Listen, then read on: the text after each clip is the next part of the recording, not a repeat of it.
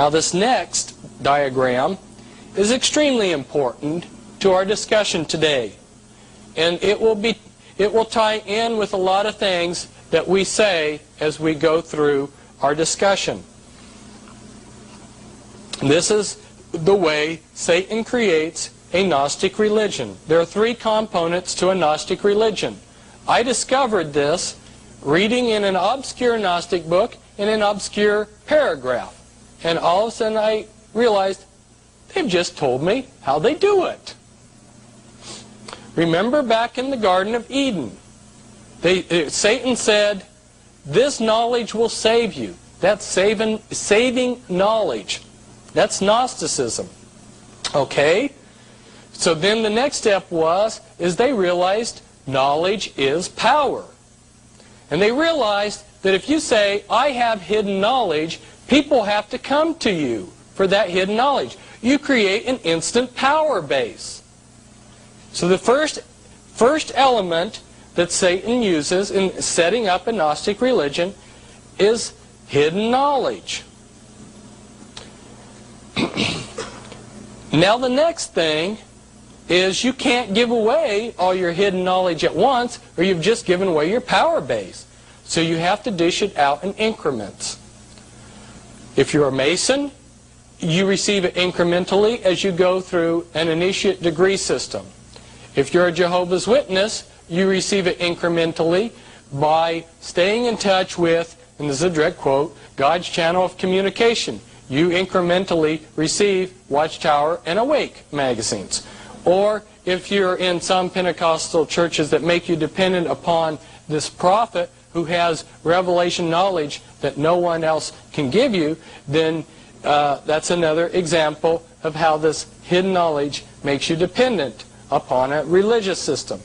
Now the next criteria, the next thing that they use in setting up a Gnostic religion is that you can't get the devotion from the common masses that you can from an initiate group. So you set up two different religions. You set up one for the broad masses and one for the initiates. And then you establish a cover ruling body, and then at the top, the key men are Satanists.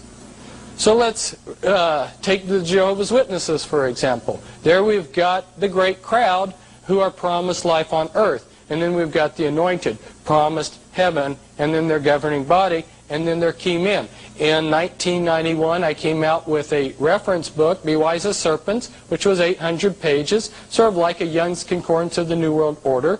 And I tried to go through many different groups and show how they had been created and how they were being manipulated and controlled. And for instance, with the Jehovah's Witnesses, here up at the top, we've got a man named Nathir Salih. He was an Iraqi Jew and he loves nice expensive jewelry. And the president of the Watchtower Society, the late one, Freddie Franz, recently died, for many years, for many decades, had been on his deathbed. And he was considered to be the leader of the Watchtower Society. Nobody even knew about Nathir Salih, but whenever there needed to be a decision by this man on his deathbed, who died at 99, Nathir Salih would go into his room and come out with the answer. Now another man that was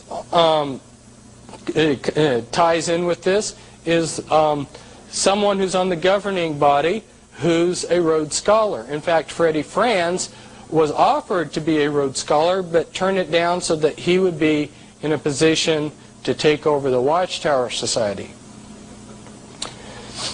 Now, if we take this structure with its three components that I've just outlined to you, and we turn it on its side, this pyramid structure on its side, we come up with something that looks like a pie. Now, think about this. Here on the outside, we've got like a Catholic and a Mormon and a Jehovah's Witness. This is the perfect control mechanism. The Catholic out here is fighting the Mormon, is fighting the Jehovah's Witness, is fighting somebody else. None of them ever rebel against the sinner. Very few of them ever realize they're being controlled by the sinner. If they ever do rebel against the sinner, they are stopped by the initiate group, the clergy. For instance, in the Catholic Church, your broad masses would be your laity. And your initiate group would be your clergy, and then your cardinals would be your cover ruling body, and then your key men would be Satanists.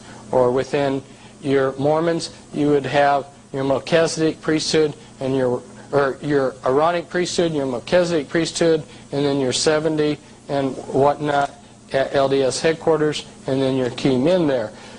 So